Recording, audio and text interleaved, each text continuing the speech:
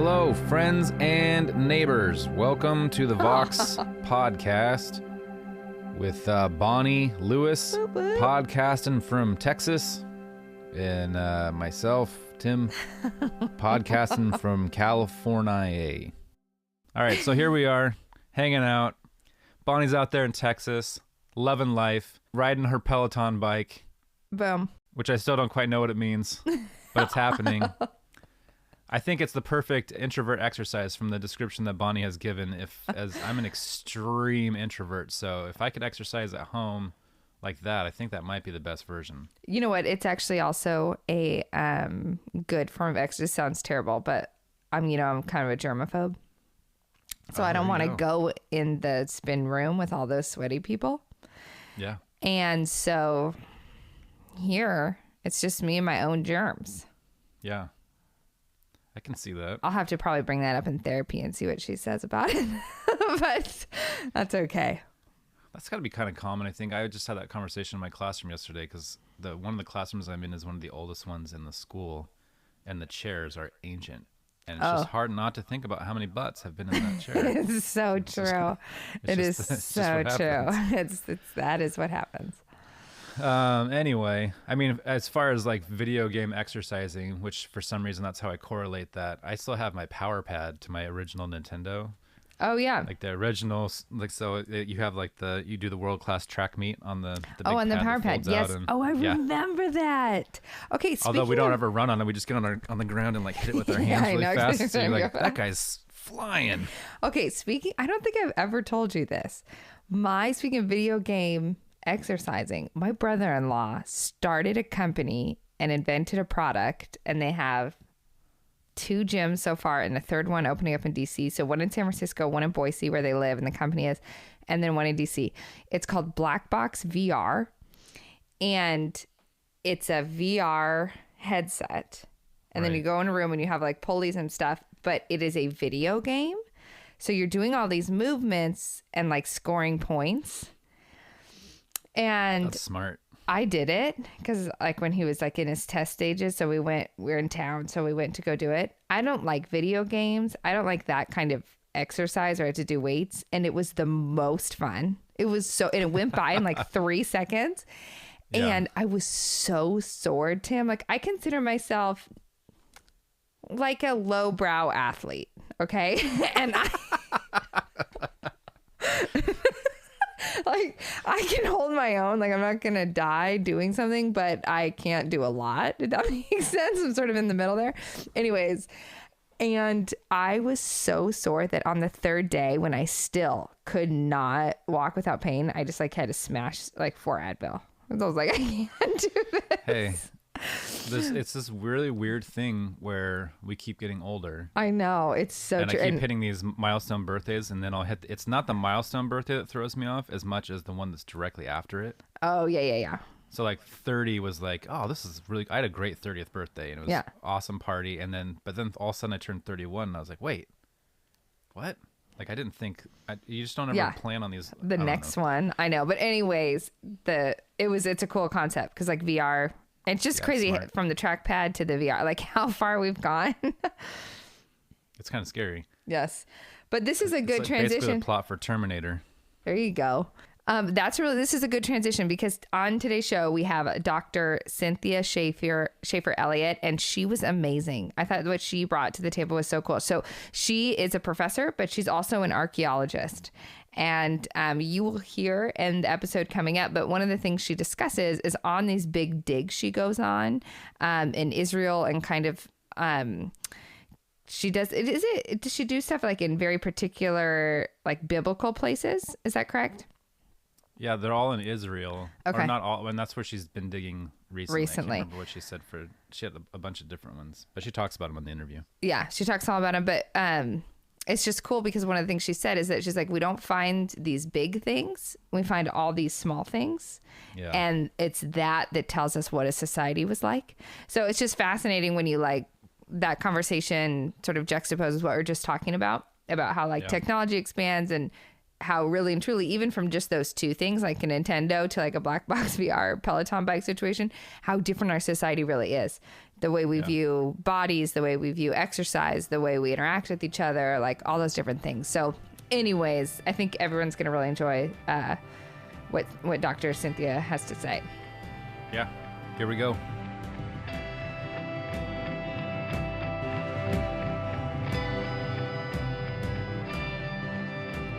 Hey everybody, we are here with a very special guest, a new friend of mine that I've been really excited to bring into the conversations that we've been having. Her name is Dr. Cynthia Shafer-Elliott.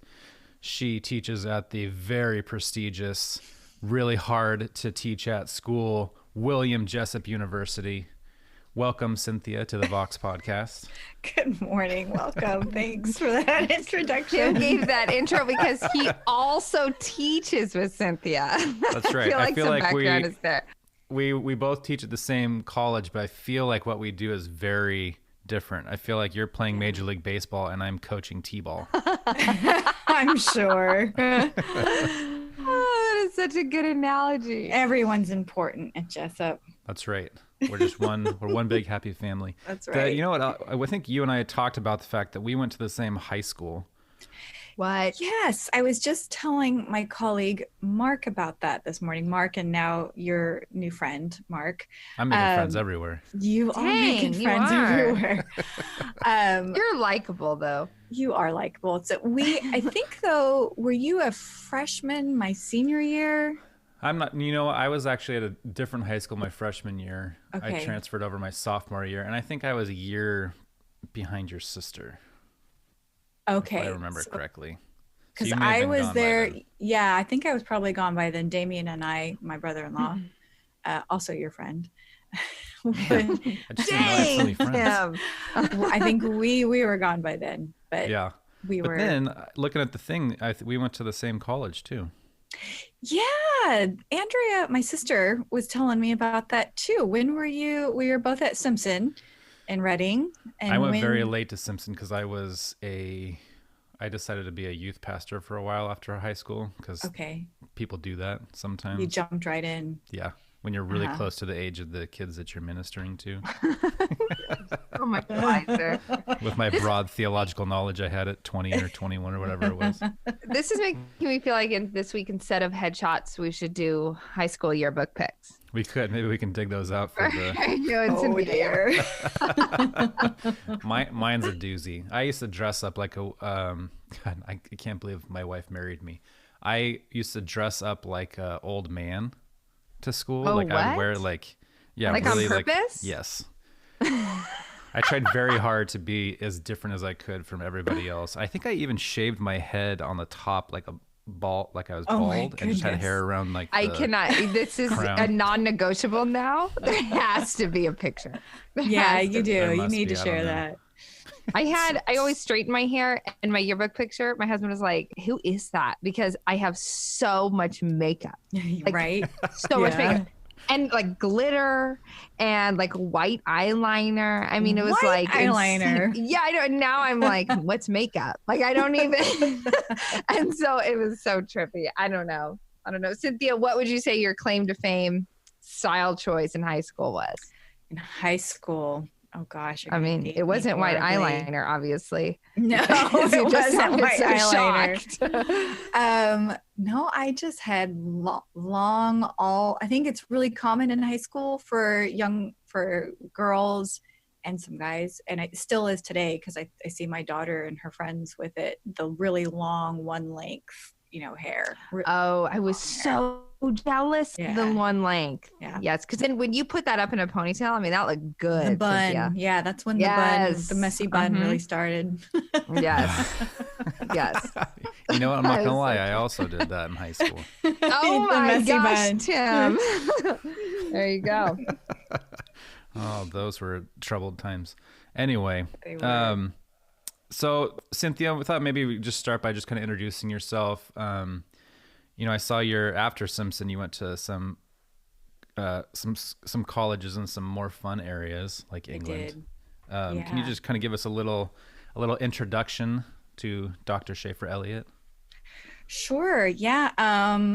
I after college, so I got married and then went on for my master's at Ashland Theological Seminary, and that was an MA in Hebrew Bible and Biblical Studies, concentrating in Hebrew Bible. And while they didn't have an archaeology program there per se, they did have an archaeology professor, and I had done archaeology as an undergrad, ancient history, biblical studies, and archaeology as an undergrad, and I wanted to keep going down that path because I went to Israel a couple times as a student, as an undergrad, and we did a couple dig for a day, and I just loved it. And Was that at Simpson? was it Simpson? Yeah, with Dr. Shafer, no relation, although he would love there to be. I remember him. Yeah, he was great. He was like my mentor as an undergrad, and I wanted to keep going down that path because I couldn't imagine doing anything else. It's not like I had this thought in my mind growing up that this was my path. In fact, I was never really any good at school. I was more of a social butterfly than an academic. So, but I fell in love with this stuff in college, and I wanted to keep pursuing it. And so I did my master's, took enough archaeology classes as well, as much as I could. And that's when I started digging full seasons instead of just, being in Israel and going for a day. So I became part of a team at the site of Tel Rahov, which is in the Jordan Valley, about half an hour south of the Sea of Galilee, Old Testament site. And then from there was teaching in upstate New York for a while, and then did my PhD. Well, I was working on a master's in theology at the place I was working at, but I was just doing that because I got a discount and I was just biding my time before my PhD. So then I got into the University of Sheffield in England, which Sheffield was really well known for having kind of groundbreaking biblical studies. And I wanted a degree from just a proper research university in biblical studies, not theology. I think there's a difference there. And I wanted, to also do more of the archaeology and the historical and cultural context. And Sheffield had that. And one of the professors there was someone I had excavated with at Rahov. Her name was Dr. Diana Edelman, and really well known and very prolific scholar. And so I went there. My husband and I moved to England, and I went there and did my PhD. And then I was able to get a job about a year. Started when I moved back from England. It was the middle of a recession. No one was hiring. But I let them know I was going to be around, and they hired me as an adjunct for that first year. And I was, okay, is this going to be a good fit? Kind of, if they came to me and said, hey, we'd like to hire you. And I was just thinking about that. And at the end of the very first semester at Jessup, they said, oh yeah, we are going to hire a full-time Old Testament person, and we'd like to encourage you to apply. So I did, and got the job. Yes. I've been here full-time since fall 2012, but I was part-time the year before that. Awesome. So now I'm the associate dean of the Faculty of Theology at William Jessup, and I'm also associate professor of Hebrew Bible and archaeology. Oh my gosh, that is amazing. I'm like, it can happen. Well, and the fact that because it's very difficult in academia to get a job, especially in the arts and humanities, and especially to get a job so soon after finishing, which is what we all hope for and pray for. But, we were willing to go anywhere for my job. But I just happened to get a job in my home state, 30 minutes from my family, where all my family was after being gone for like 11 years. That's crazy. It is crazy. It really, normally you're lucky to get a job, but you have to move, someplace that maybe you don't know anybody, or, just a different part of the country or even the world. That's how I felt too. That was the only place I applied to work, because we were planning on moving back up here. And I was like, well, there's not a ton of colleges in the area. Right. start here, see what happens. Then I got it and I was like, oh, all right. Great. Sure. Let's do I'm this. just like, I'm totally thrilled. And I know we want to get to the actual the meat of what you do, but I'm fascinated by just the image I have in my head of having your feminine perspective and feminine voice into the Old Testament conversation. I just feel like so much, we've talked about this before on the podcast, but we have like so wrongly assumed all the time that the God of the Old Testament is so harsh and mean and awful. And it just seems disconnected at times for people from sort of the compassion we see in Jesus. So I love the fact, like I went to seminary too, but I only had men Old Testament professors. Right. And then I often had women New Testament professors. So the idea that, and that just would have been a huge gift to me as a woman seminary student. Yeah, that's true. Well, in fact, my Old Testament colleague here is also a woman, Dr. Libby Backfish. And then before she came, I had a colleague before who retired after I think my second year at Jessup, Dr. Marilyn Copeland. She was also Hebrew Bible. And so at Jessup, we've had predominantly, female Old Testament professors. So that is awesome. We're getting some big Jessup plugs in here. I don't know if we are. There's compensation for should that owe you not, something. Sponsored by. Exactly. So I was thinking, you kind of talked about this a little bit, but like, why archaeology? Like, what is it about that got into you that was just like, oh, because you said you weren't necessarily that interested in academics, so something about this grabbed you and was like, we're going this direction. Like, what was it about? Because it's so specific. It's a very specific field of work. So what was it that kind of locked in, that grabbed, like got its hooks in you and said, you're coming this way? Yeah, I think it was first the Hebrew Bible stuff, then the archaeology stuff. Because I grew up in a Christian home. My parents became Christians when I was about 5. And so they were kind of new to the whole faith thing. And we were really involved in our church. I went to private school and I always loved history. And I always loved reading my Bible. And because my parents were kind of new Christians, they were never the no, don't ask questions Christian parents.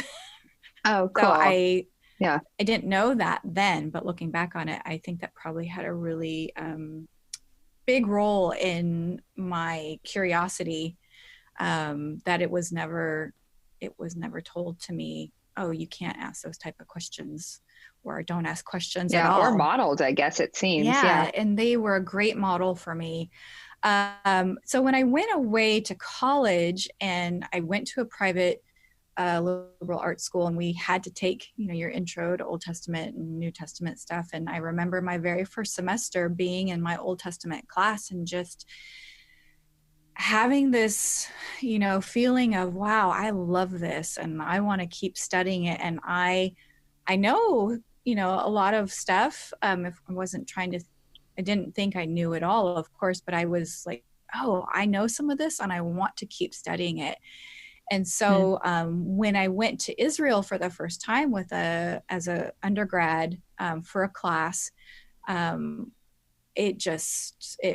being there really struck me, the physicality of the biblical text. And we did a dig for a day, and then it was, and we were digging at the caves of Mauritius, and we found nothing. So it wasn't like I found something that got me thinking, oh, this is so cool.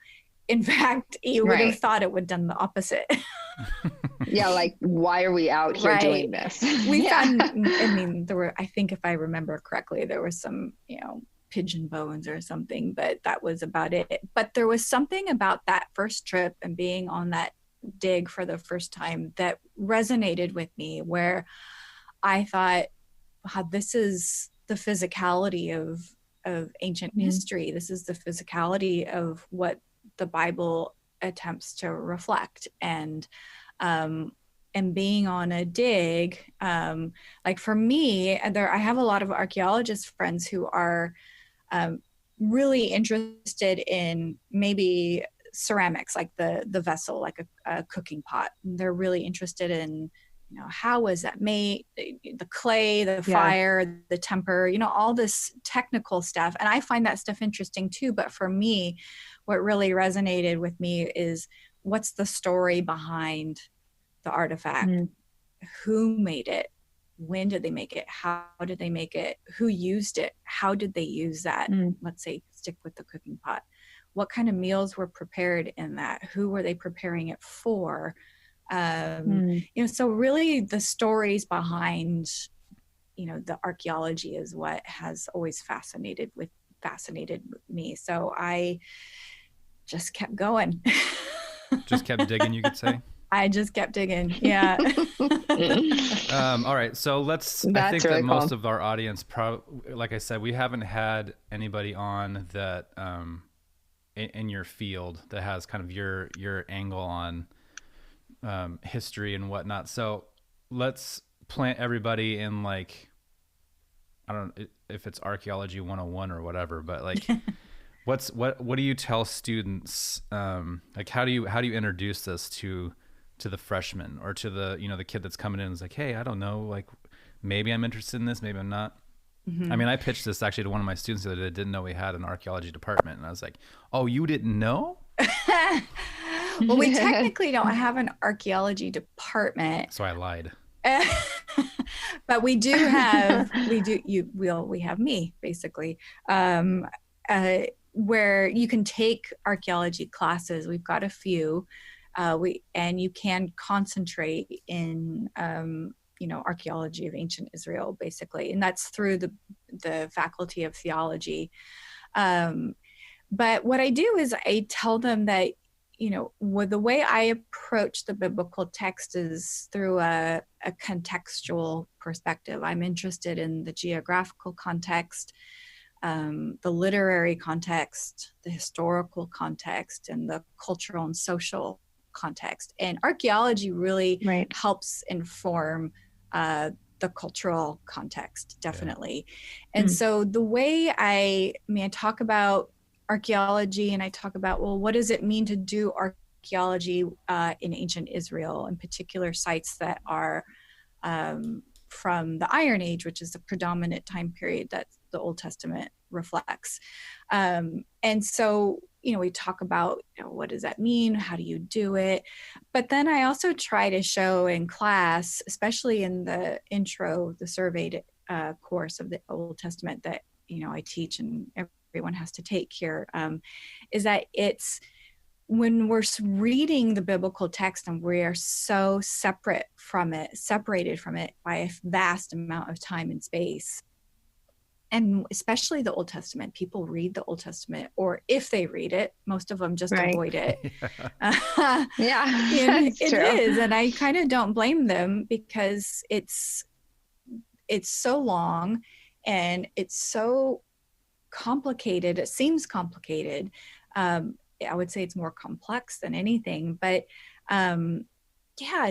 there's so much weird stuff in it that if you don't have someone to kind of talk through it or take a class or something, I can understand why that would be really overwhelming. So what I try to do in class is to demonstrate that, there's all these really interesting passages that we kind of gloss over, or maybe we just skip them altogether, but how if we do a little bit of background into the cultural context, it could really shed a lot of light on some passages that are very confusing, or just like what's a main one that you run into a lot? Sure. So the one I do in my introduction class is the story in Judges, where you're focusing on Deborah the judge, but it's really the story of Yael, the Kenite, and Sisera, the leader of the Canaanite army of the city of Hatzor, and how Deborah and Barak go to battle against Jabin, the king of Hatzor, and his commander Sisera, and how Sisera flees the battle, and he goes to the tent of Yael, and Yael, spoiler alert, ends up killing him. And the whole story before that, people go, well, why did she kill him? It doesn't seem like he did anything wrong. But if you look at the cultural context, especially and social context, really, hospitality norms in the ancient Near East, that text is full of, if you have that kind of background, or if you can do a little bit of research and see that, oh, wait a minute, he is breaking every single norm, hospitality norm, in that Sisera is. And that if you were a woman in that day and age and he was breaking all those hospitality norms, you would understand that you and your household are under threat. That's, yeah. So we talked about this a little bit yesterday. Maybe you can go a little bit more with that. We've had a conversation through various guests and lenses about context has been coming up a lot lately. Like, yeah, it is. I'm happy to see that it finally is getting its turn. Yeah, I think people are starting to ask questions about, now I think, we had a conversation here the other day, here as in my home, about like how technology has affected. We were talking about whether or not churches should be sermon centric anymore. And we were talking about the history of the kind of the gospel and technology. So it was like the Roman road, what the effect that the Roman road had on, apostles being able to go out and bring the word to people who never had it before. And then the effect of like the printing press, because they were delivering scrolls that were only printed on one side. And then what the printing press did for mass production, for more containable production, like deliverable production. And then what radio and TV did to spread it out more, and kind of how the internet. So the demand kept growing and the supply was trying to kind of match that. But we just recently got to a place where, since the invention of the printing press, some are arguing that since the invention of the printing press, we're at like one of the biggest technological booms, and that being with the internet and with digital technology, supply has kind of overshadowed demand for one of the first times ever. And so now we're at this place where that's interesting. People have, like, everybody has a phone in their pocket that has access to teaching from the entire planet and all this stuff. And so now we have so much supply. I think people are now trying to wrestle with saturation. And like, what does that mean? And how do we adapt to that? But then I think it's brought up a lot of the context, because now people have a little bit more questions. Like, and so I mentioned, like, we had, Tim Mackey from the Bible Project come on, and he kind of talked about, I think Mike had asked him something about how do people approach the Old Testament, or problems with the Old Testament, or not wanting to read it and because it's confusing. And so he talked a little bit about genres of literature and stuff. And I know that that's kind of in your wheelhouse too. Maybe you can speak a little bit to that, since we are talking about context. Yeah, absolutely. I think, and a lot of people will say, well, how do I find out about this kind of stuff? Well, a good study Bible is actually really helpful. The two that I recommend to my students is one, the New Oxford Annotated NRSV. That's a really good one. And then also the NIV Cultural Backgrounds Study Bible is actually very, very helpful too. But the way I like to think about it is, we, as far as human beings, we love reading, we love watching things, we love listening to podcasts now, and that there are so many different genres of literature, genres of TV shows and movies. And, if we were to say, hey, let's list some of our favorite genres of movies, as I do with my students, they'll list off romantic comedies, science fiction, fantasy, horror, we'll list off, action and all sorts of different genres. And we kind of get into that conversation. And I say, well, if you're watching a film that starts with in a galaxy far, far away, you instinctively know how to watch that film. Yeah. You're not going to watch it like you're watching a Ken Burns documentary. Right? Yeah. You instinctively know. Yes. Or when you are watching a Ken Burns documentary, which I love, you know how to watch that differently. The same if you're reading an obituary, you're going to read that differently than the way you read an op-ed piece in the New York Times. If people are reading newspapers. And I guess we could say the same with podcasts now too. If you're listening to a podcast that is giving you it's like a fiction, it's like a story, then you're going to listen to that very differently than the way you listen to, say, this podcast. And we instinctively know how to do those things. But for some reason, and ancient literature has a lot of different genres too. And you would approach, say, a Babylonian creation story very differently than you would an Egyptian love song, right? You would approach all those very differently. But for some reason, when it comes to the Bible, people don't do that. No. Right? Yeah. It's like they read it through the same genre throughout the entire way. Same throughout the whole thing. Yeah. When in actuality, it is full of so many different genres that were popular in the ancient Near East and in the classical Hellenistic and Roman world. It's full of it. And in fact, there's no genre, I would say, and I could be wrong, but I would say that there's no genre in the Bible that is unique to Israel. It's unique to its world. Its world, cultural, global context, really. But for some reason, when we read, let's say, the Old Testament, we end up reading a law, let's say you're reading, part of Leviticus. You're reading Leviticus the same way. If someone's reading Leviticus. Right. But we tend to read the Bible through as just if it's one genre, as opposed to reading law differently than you would read a psalm. You're so right about that. I was listening. I went to seminary and learned this, but then you sometimes relearn things 10 years later. Yeah. It got lost in the semester papers. But I was listening to something from PNs and on the book of Exodus and the plagues and about mythical history, and that is a genre. And so the important one, there's many important parts of the plagues, but one of the most crucial parts is that it's written in mythical history and how the Israelites would have seen what was happening and would have understood what was happening, which was like, this is a battle of Yahweh and the gods, the cosmic forces. And so, who has control over the cosmic forces and world. And it almost matters more to understand that than to worry about, did this actually happen? Were there actually this place? Because it was like, no, there's so much knowledge and wisdom in how the text is approached in the literary genre of it.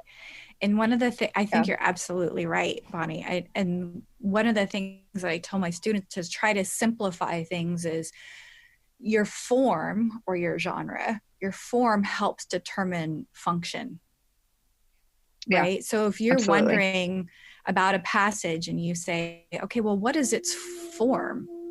Is it a law? Is it narrative? Is it, and if it's narrative, what kind of narrative is it? Is it a creation narrative? Is it a birth narrative? Is it a calling narrative? I mean, there's so reluctant hero narrative. I mean, even just those little subgenres, and how just being able to think about, okay, what is its form or its genre, and what does that form or genre, what is it, what is the function of that? Right. What is it in of itself telling us? Yeah. And so, even though literary analysis is not it's not my area of expertise, but I find that super valuable when people are particularly are confused about the Old Testament, because it's like, well, let's think about how you're reading it first. If you're reading it as one whole genre, then yeah, of course it's going to be confusing. Yeah, But it if seems crazy valuable. I mean, yeah. Yeah. And I it's know. super helpful, just that one little thing. yeah. Right. Yeah. Yeah. And look at, they just learned that here on this podcast. They didn't need to go to school to do it. But, I will say, like, it's for some people that have never heard that, you can kind of feel betrayed a bit because, what's that movie with, Bradley, it just came out, A Star is Born. Is that right? With Bradley I haven't Cooper? seen the whole thing, but yeah, I know what one you mean. Okay. So I was under the impression it was a rom-com. So when you're talking That's about why I haven't finished it, because I know it's not. So I'm like, yeah. My husband's like, do you want to watch that? I'm like, totally. And he was looking kind of shocked. And I thought, like, what a weird expression, but I didn't dig in there. I was like, oh, whatever. So we start watching it. And then halfway through, I'm like, this is not going to end well. And then like when he dies, spoiler alert, I was like, oh my gosh, I'm so mad. I was furious. Not a good date movie. Because I was like, why didn't you tell me? Like, why didn't you? And he's like, oh, I thought you knew. And I remember that veil kind of being lifted of like, how come I've sat Sunday after Sunday after Sunday and I've read devotional after devotional after devotional and nobody has told me this. Yeah. Yeah. Like, why? Well, first of all, and in your mind, like, first of all, that's the 4th version of A Star is Born. So I think you should know by now. No, I didn't. I was like, Tim, I'm culturally a little inept. That's Streisand, Judy Garland. It goes back. I mean, that's a told story. I know. So I see that I was way in the dark. Okay. So. No, I think, and so especially now within that context of like how readily available information is. Now this conversation becomes interesting because I think yes, people do feel betrayed. I'm sure a lot of people feel super frustrated where it's like, well, then if I'm not learning right. And we had this conversation, and we don't have to go down this path, but we had this conversation in lieu of God's judgment. And it's like, well, what is God going to judge us for? Because there's things that the Bible says we'll be judged for, but then you keep learning you learn the correct context to have read a piece of scripture through it. And it's totally different than what you grew up knowing. You're like, well, then what are we being judged for if none of us know how to read the Bible correctly? Right. So I think that's really interesting. Do either of those study Bibles that you mentioned, do either of them deal with this, like deal with genre or understanding how to approach and read? Sure. I mean, there are the NRSV one, which is usually my English, the Oxford one, usually my English translation of choice. And plus, because it is an ecumenical one, so it has the deuterocanonical texts between the Old Testament and the New Testament. So anybody from if you come from a Catholic background or Christian Orthodox background, those texts are in there as well.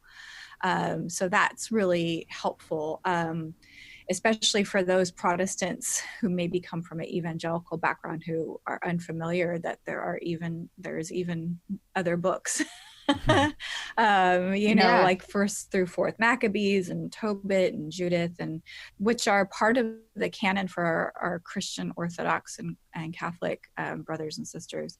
Yeah, that's fascinating. It is. Yeah. So you always have to ask, okay, well, which Bible are you reading? Are you reading the Protestant Bible? Are you reading the Christian Orthodox Bible? Are you reading the Catholic Bible? Are you reading the Jewish Tanakh, the Hebrew Bible?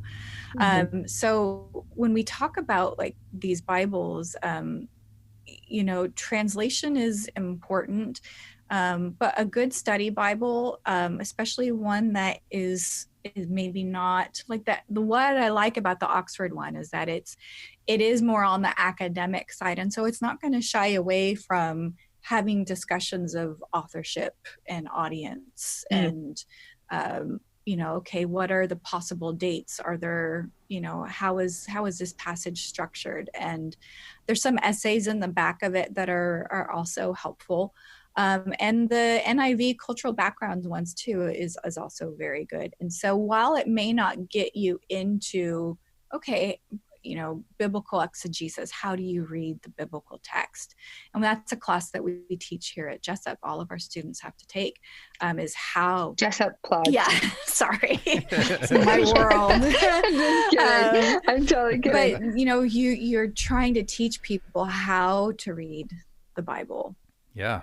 And I think when it comes to our churches, I think our pastors and our church staff, they've been in a pretty difficult situation because you have we're kind of in this post-Christian environment where people you can't assume, they go to church, and you can't assume they know if they do go to church, what kind of biblical education or even theological education that they've had, because our pastors, they get people for maybe an hour once a week, and you do have to decide, okay, what are we going to use that sermon time for? Are we going to use it to encourage, motivate people to aspire to, living Christ-filled lives, or are we going to give them, an hour's worth of,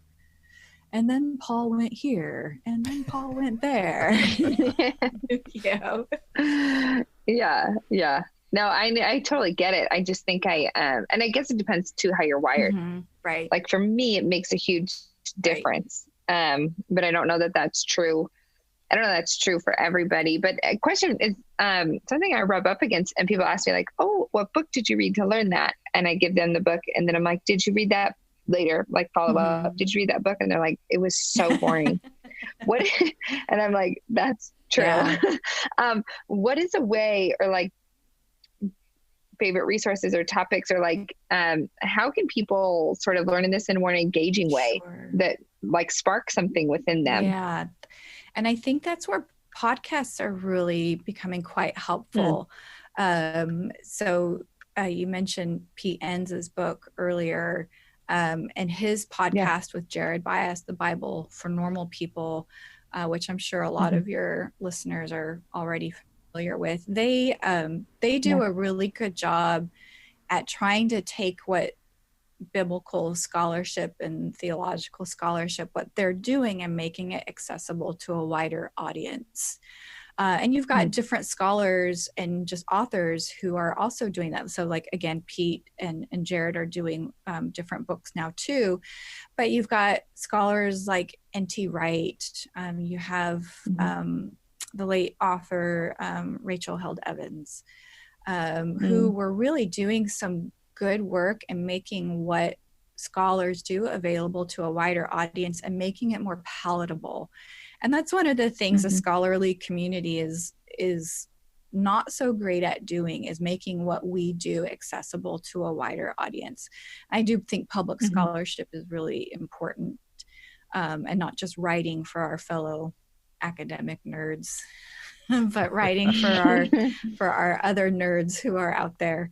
But yeah, I would say maybe look up some good podcasts. I mean, you guys are certainly doing your part. There's OnScript that's doing that too. We have one here. Oh, the Bible Project. The Bible Project, another great one. Yeah, absolutely.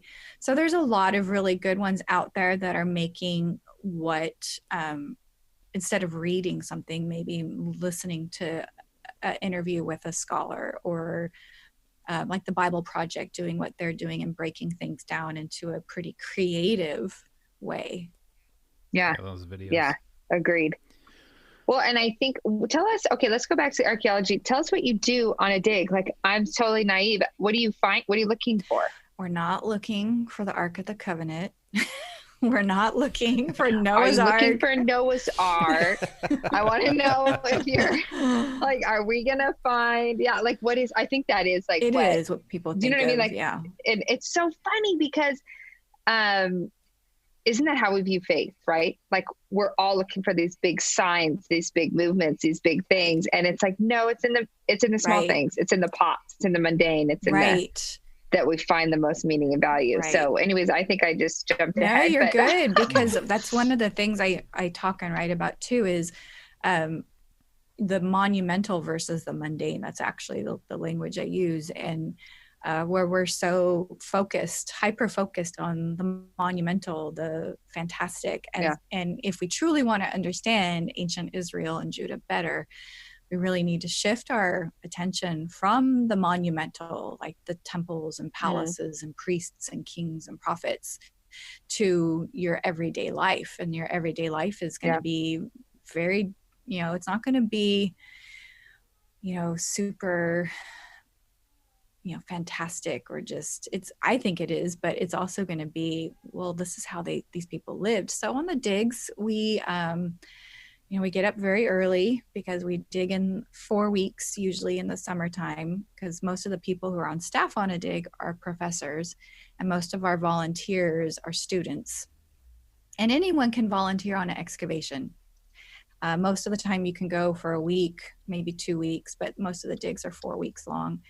And so one of the digs I'm a part of. Gosh, that's every day. You're just like out there digging. 5 days a week. Yeah. We get the weekends. Oh my goodness. off. I don't think I could do that. And we start at 5 in the morning. I'm just saying, I don't think I could. I can get up that early for 4 weeks. Because we, like, I think I could get up that early. I'm saying, like, out in the hot sun, digging through the dirt. Yeah.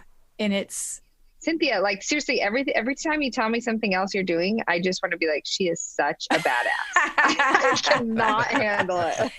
Well, it is hard work. I mean, because Israel, like a lot of places in the Middle East, we have what there are called tells, and tells are basically they're mounds that are layers of a buried city, basically.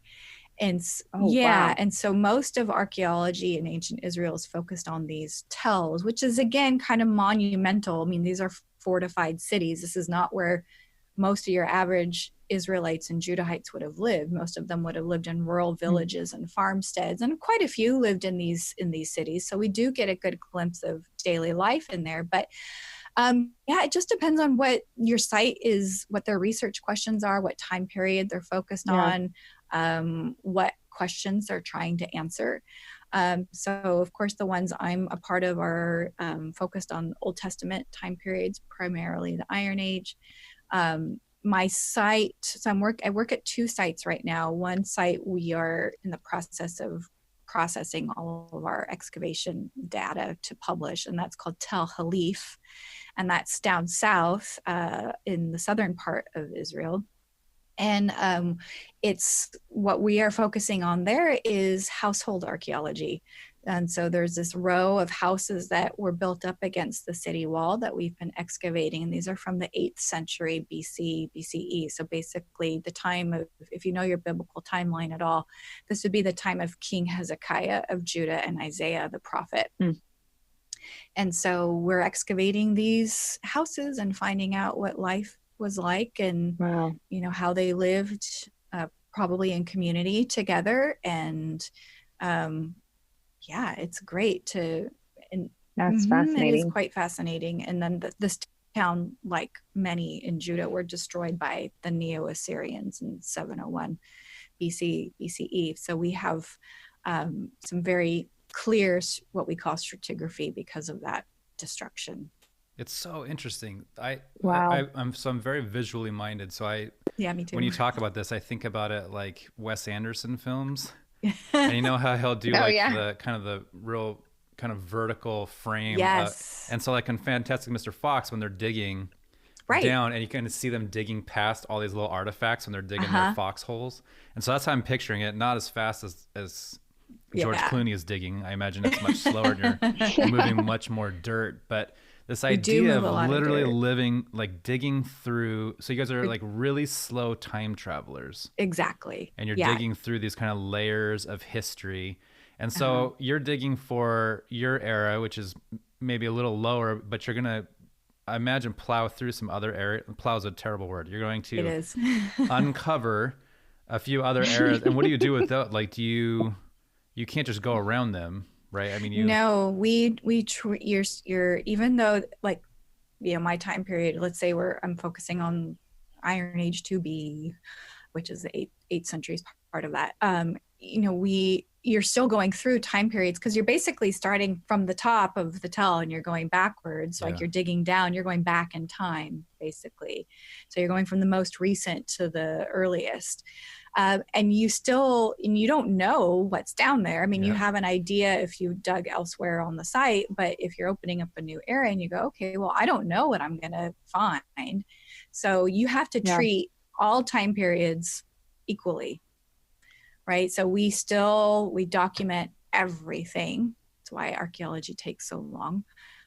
We document everything. We take measurements and heights of everything. We take photos of everything. We do drawings of everything. We do all sorts of note taking and anything you could possibly think of. You're doing it as you go.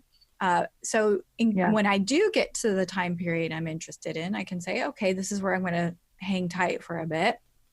But I've got all this other data from all these later time periods, and I'm going to treat that data, with just as much, respect and due diligence as I would my own time period, because other scholars might come around later and say, I'm really interested in this time period at Tel Halif. And we can say, hey, all right, well, we've got all this data. And here it is, go for it, look through it, analyze it, see what you can help us understand about this site in even the later time periods. So that's fascinating. It's all important. And seeing like the progression of how like something has, even just like something little tells you how culture change, everything kind of, went through. I think that's fascinating. What is the most fascinating thing that you have found?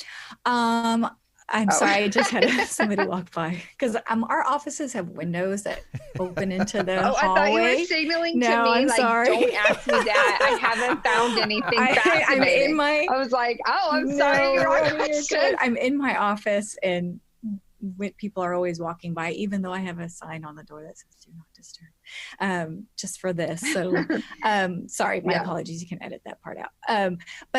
No, you're good. Yeah. So. The stuff that I find is interesting is going to be daily life stuff. But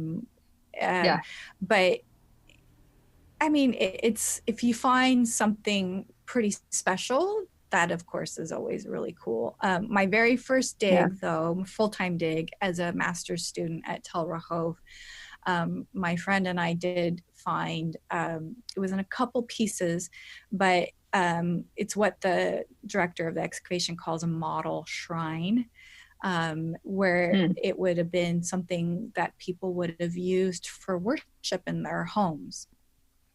Oh, wow. So offerings, libation offerings and sacrifices to whomever. And so we found it, and it was in a couple pieces, and it was really interesting because it didn't look like any model shrines I was familiar with, and still not necessarily so. It's kind of round, almost looks like a little litter box with the round lid on it. Sorry about that. But on the front of it had carved in, is made out of pottery. So carved into the pottery before they fired it, it had like a lion sculpted onto it, a very poor looking lion, but better than I could do. And its paws were outstretched in front of it, and underneath it, carved into the pottery, were the faces of humans, men, but they looked like they were scared. The paws of the lion were over the heads of the people. And so it was kind of scary looking to first find it. But what's interesting now is that it's in the big Israel Museum in Jerusalem. And so I go say hi to it every time I've been there. See, look at this, just confirmed your badassery. In case anybody was doubting, that is amazing. Yeah, that is really cool. It was pretty cool. So, and sometimes, but most of the time, the stuff you find is, you find a lot of broken pottery shards, some animal bones, but you do have to keep an eye out for those, special things. And even when I was just going to say, even when you find, like a handle of a cooking pot, or not even a cooking pot, like a storage jar or jar of some sort, you can put your hands there and you can feel where the potter's hands were. Wow. And you can sometimes sometimes you can even see like a fingerprint or a thumbprint. See, this stuff is so rad because so when we're talking about the Yeah, it's context, insane. you're in the era of Hezekiah or whatever. So we have these names, right? We have these big Bible names that we associate with, and then those are intentional, right, based on whatever's being written and why that story is being told. But the pot or Right. like the thumbprint, like that's Tim in this Right. era at home with his like just this idea of this real life, the folks that were living through these eras. We talked a little bit about how the Bible can feel very esoteric and kind of big and and very just kind of mythical. Right. And so all this like tangible history, this real life in the living room, Joe Blow, like in his family and making dinner together. And I just think it's such a cool and wonderful thing to kind of bring to people that are maybe even struggling with, I don't know my place in this big mythical, esoteric storyline. It's just very interesting. It's just, I mean, it's just such proof, like even in terms of storytelling, when you can go far enough into your story, you can find someone else's, or far enough into theirs, you can find yours. So even just thinking of what you just said of like their hands and their fingerprints is like immediately the chasm that exists in my mind. It's just totally shrunk. Right. Do you know what I mean? It's this humanity, and it brings a beautiful perspective to the Bible too. Just like you're saying, Tim, of like real people working things out in space and time. And it's also a reminder of, and I think this is an end quote again, but like, of how God has always used people like me and you to tell his story again and again and again. And so it's just like, that's so cool. It is really cool. And I mean, when you're digging out there and it's hot and you're tired and your working muscles that you forgot you had, when you find something, even if it's just like, it's like every day of my life. Yeah. I'm not even digging. But when you find something, even if it's just a handle of a jar or even a part of a handle, and you think, I am the first person to see and touch this in thousands of years. Yeah, that's wild. That's nuts. Right? Yeah. Have you learned anything interesting, like when you get into those, like those old living rooms, so to speak, like about family dynamics or things that we don't see or read necessarily? Does that make sense? I don't know if that question makes sense.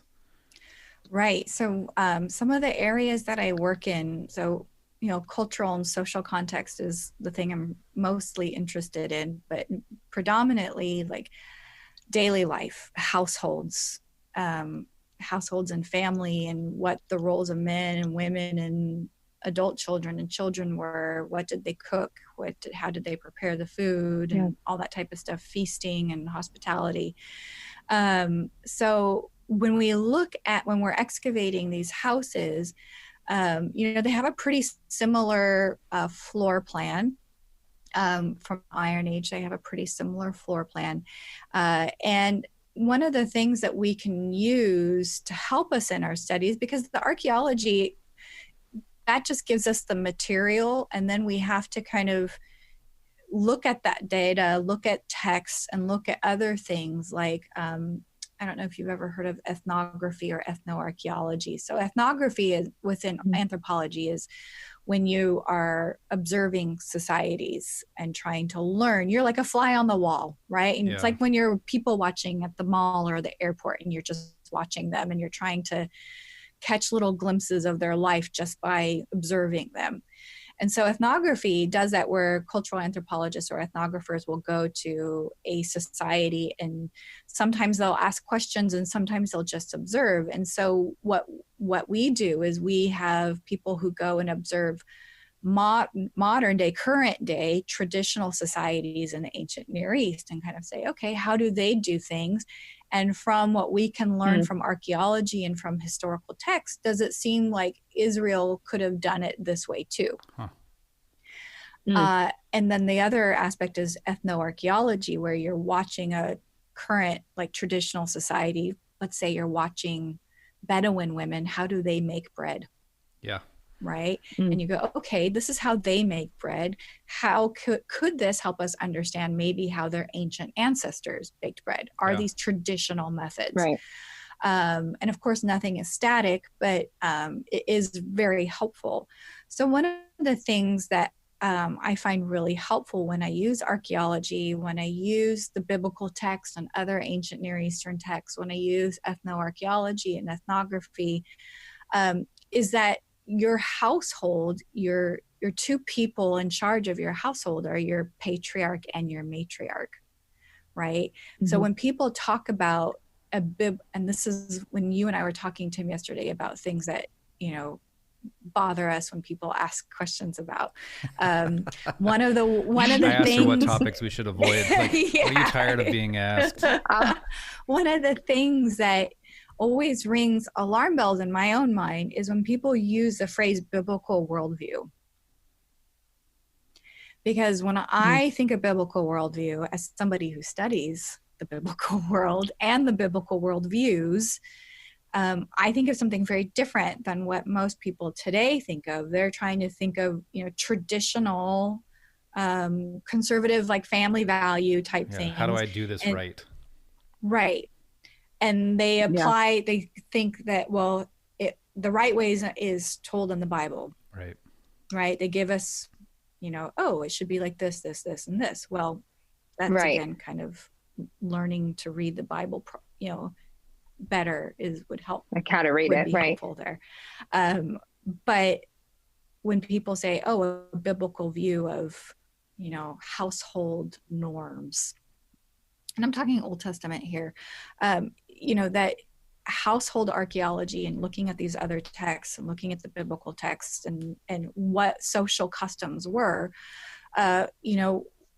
Israel would not have been as patriarchal, I think, as we like to imagine them. I mean, yes, they are compared to today's society, trying to be, those of us that are trying to be egalitarian, but that the household you would have been so desperate to just survive. Yeah. Because it's subsistence level survival. You're agro-pastoralists, you're agriculturalists, you're pastoralists, you're farmers. And you are trying to survive off the land, and surviving off the land is very difficult when 3 out of 5 years are potentially drought years. Yeah. So survival is the name of the game. And when you're in survival mode, which is your life, you don't really have the luxury of gender roles. Yeah. Right? It's like, you can't do this because you're a woman, or you can't do this because you're a man, you can't do this because you're a child, or you can't do this because you're old. The way and from my studies and my work is that, the ancient Israelite and Judahite household would have been subsistence level agro-pastoralists who are just trying to survive. And yes, you have your power and authority would have been concentrated in the 2 senior members, which would have been your patriarch and your matriarch. And it seems from not only my work, but many other people's work, that women were primarily in control of the household foodways. Primarily because if you're going to say, okay, is there anything that could have said to people, no, there's determining factors that say, okay, well, that tell you what you can and can't do. And one of that only determining factors would be a biological factor. A woman's role as a reproductive role would have been super important to that world. Yeah. And so, of course, she's not going to go plowing a field when she's 8 months pregnant. Right? No, she's not. So, I mean, if we think, okay, your household, your house wouldn't have just been a place to live. It's also where you worked. Yeah. So when people say, biblical people, wife wouldn't have worked outside the home. Well, no, she wouldn't have, but either would have her husband or her children or anybody else for that matter. Your average people, you would have all lived and worked on the family farm. So cool. Yeah. Well, and that food, because of the woman's reproductive role, having to be do household chores maybe closer to the actual house, maybe not going out into the field unless, it's right. harvest There's some of that time. that's just biological. Right. Biological Yeah. stuff plays a big role. But when it comes time for Mhm. harvest and planting, everyone would have been out in the fields helping. Everyone. Yeah. Everyone. If men Yeah. go to war, as they often would, you don't just stop the family farm. The family still works the farm, and it would have been predominantly the women and children and maybe the old men who were there. Yeah. So because of the woman's reproductive role being around the home more because of that role, it seems that the matriarch in particular would have been in charge of the household foodways, which is a lot of power and authority. Like, who can eat, when can they eat, how much can they eat, what goes into storage, what is distributed and how much is distributed, how much is stored, how much do we trade and barter with other people. So there's all of this stuff and just food.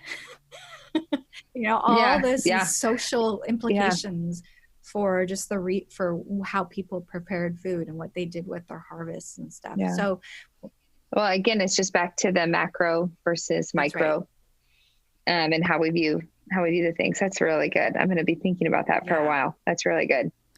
So, Cynthia, thank you.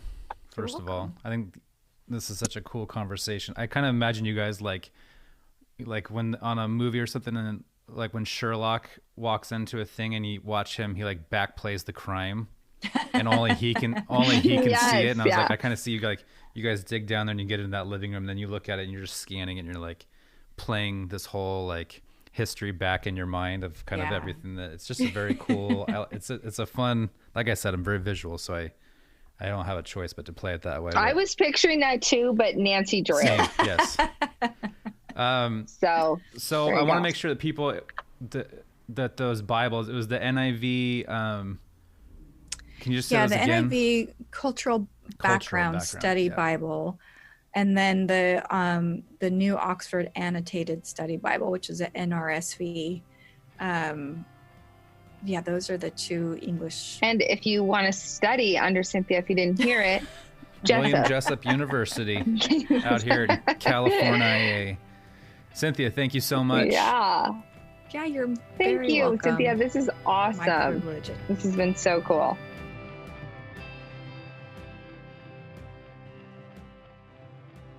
All right. Gosh, I know I said that in there, but she's amazing. Yeah, very cool. Yeah. I've been excited. I've only recently met her during our remove back up here. Our move back here. Yeah. We moved. I don't know how to say that. Remove sounds opposite, but we moved to back home. We moved again home. That's a complicated sentence that doesn't need to be complicated. But yeah, for me, it's a very such an interesting. I love when people can bring tangible things into faith, and I think we talked about in there how faith can be so kind of just like this cloud of ideas and whatever. And so her bringing in like this, this is from this time period when this was happening, and I just love it. I think it's so fascinating. I think it's so helpful to adding some concrete to our faith, to the foundation of our faith. Yeah, and you know what it did to me is this week, because so we recorded this a week ago, and then Tim and I let it sit for a while, and then we come back and record an outro or whatever after we have some reactions to it. And I found myself like walking around my house being like, oh my gosh, if someone were to just come in here and like find my home, or I don't know, it's like buried in a rubble like she was talking about, but what could they deduce about me and our family and what's important to us, or what our life was like based on our things in our home? That was weird. I think they would say a Peloton bike. I think they would say the kids ran this home. The kids and the dog ran this home. They can say like, this guy was a hoarder. No, he had lots of records and books and. But no, they'd be like, see, like the arts are important to him or whatever. Like, it's so funny. My parents they're coming up on their They're like in their mid to late 70s. And my dad, he never ever, he wears like the same shirt and pants for like, he has like a pair, like 3 of them, 3 shirts, 3 pants, and wears them for like 25 years till they're like done. And then he gets 3 more, that kind of thing. Well, so when I was there last time, he like pulls out this stack of t-shirts. And he's like, I'm getting rid of these. And I'm like, why? And he's like, I don't know. When I die someday, I don't want somebody coming in here going, man, this guy, all he cared about was clothes. And I'm like, first of all, are you outliving all of us? Like that someone is me. I was like, second of all, I promise they won't say that about you. Dang, Dad, you have 5 t-shirts? Exactly. Don't let your dad ever come to my house. Or maybe let him come over here and Shauna can show him my like 200 t-shirts. There you go. But it really does make you think. I have a t-shirt problem. No, well, and it makes you also think too, it's just about like, I don't know. This interesting thing is that we say it, but it really is true. Like we don't leave the world with anything. Yeah. Do you know what I mean? We just don't. And so it's just interesting. It just makes you think about, I don't know, what you buy and what all the things around us say about the culture. Like we said at the beginning, like I always talk about this to my mom. I'm like, Mom, when you were growing up or you were in high school or whatever, like, did y'all exercise like for fun? And she's like, no, we did sports. But nobody like went out and ran. Like that wasn't important or whatever. And it's just such Smarter a people. shift now. Yeah. Of like, oh, that's so fascinating. Cause now we're like, you have to exercise 30 minutes. You have to, and some of it's like, we've learned it for health reasons and things like that, but it's just a shift in culture. So it's just, I don't know, little things like that. I loved that part about what she said about like, we learned about like what they ate for dinner. And so then we knew what the weather was like and we knew what the crops were like and the people were like. And so that was interesting. Yeah. I love it. Yeah. Yeah. Oh, sorry. You go. I found it interesting when she said, and I still don't know what I think about this, when she said it wasn't as patriarchal as we've made it out to be. Yeah. And I wonder her definition there of patriarchy versus our definition now, like the definition then versus now. Because what she said made sense. Like the women, they were at home because they were pregnant or that makes total sense to me. But it made me think in my head about when we allow like some of those natural rhythms to be the only rhythms, I guess, if that makes sense. But then back then, I don't know. It just makes me wonder if there was ever, and I'm sure there were, but moments where someone was like, yeah, this might be what I'm naturally supposed to do childbearing and things like that, but I want to step out of that. I don't know. Just something I was thinking of. I have no idea. That'd be a great follow-up question. Yeah. Because you do think you do think, and I wonder if it's just so I had this conversation in my classes yesterday. We had them watch, David Letterman has his talk show on Netflix now. Oh yes. I love that one. Yeah. So I was going to have them watch the Malala documentary, but it was too long for class. So we watched his interview with her instead. Oh, I haven't watched that one yet. Okay. And so the kids are writing, the students are writing definition essays right now. So they have to find something and define it. Okay. And it has to be an abstract term. So it has to be something like love or hope that has kind of a nebulous definition that it's different for everybody. Right. And everybody has different history with it. Whereas like a rock or a chair is a concrete thing and you can define it in 10 words, So yeah. they have to do an abstract idea. So some of them are doing these colloquial, like, for example, I love this kind of stuff so much. Something like the term dead ringer. Oh yeah. And so like, did we already talk about this on here? No. Am I repeating myself like this? So if you guys haven't heard that before, like dead ringer now is kind of like, oh, he's a dead ringer for that guy. Like he looks exactly like that person. But the term over time, originally they would tie bells on the people when they would bury them, just in case the person was still alive when they got buried, and they could ring a bell. Oh my gosh. And say, hey, I'm not dead. Too soon. Yeah. So over time, that somehow these phrases like that, like "don't look a gift horse in the mouth" and "blood is thicker than water," all these phrases all had different meanings when they started, Right. and over time, it's like a game of telephone where the phrase hasn't changed, but the meaning has changed. So some of the kids that were struggling with finding topics, I was like, "Wow, try this one. This is so interesting. Try this one. This is so interesting." So all that to say, the Malala thing, I was like, I want you guys to watch this as a definition essay. I want you to listen to what it is that she's arguing for. How does she define it? What does she use to define it? So she's talking about, educational rights for women and how everybody should have access to education, Right. the difference that it makes on the economy, that it makes in society, the difference that it makes for health and a family, all these great, she's a wildly intelligent, at this time, 18-year-old kid Right. who had been shot in the face. And if you're not familiar with Malala, you should. It's a crazy story and a very inspiring story. And Letterman asks her about revenge, getting revenge on things, and she talks about how she's trying to rewrite part of that culture to be that forgiveness is how because they still have honor killings in her area. So like if someone has dishonored you, you can you can go and kill that person. And she's like, we're trying to rewrite that though and make it about forgiveness, and that forgiveness is the best version of revenge. And wow, I gotta watch that now.